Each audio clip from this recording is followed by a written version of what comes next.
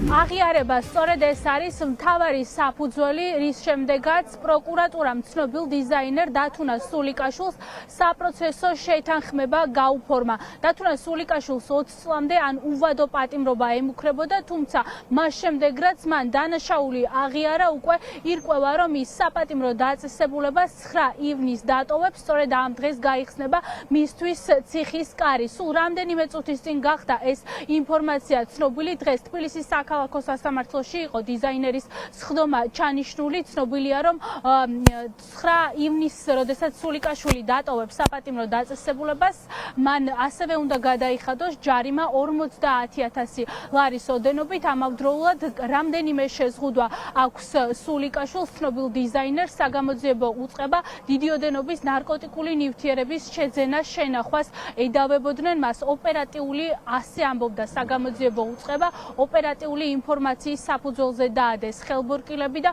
უვადო პატიმრობა ემუქრებოდა, თუმცა ზაფხულში უკვე ცნობილი დიზაინერი თავისუფლებაზე იქნება.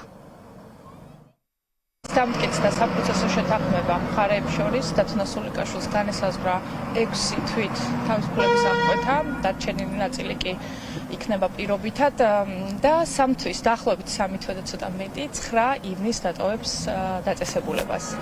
აგრეთვე მას განესაზღვრა ჯარიმა 50,000 ლარის ოდენობით. დათუნას პოზიცია ის იყო, რომ მისთვის აუტანელი აღმოჩნდა ის პირობები, საერთოდ ციხის პირობები ასეთი ყოფა.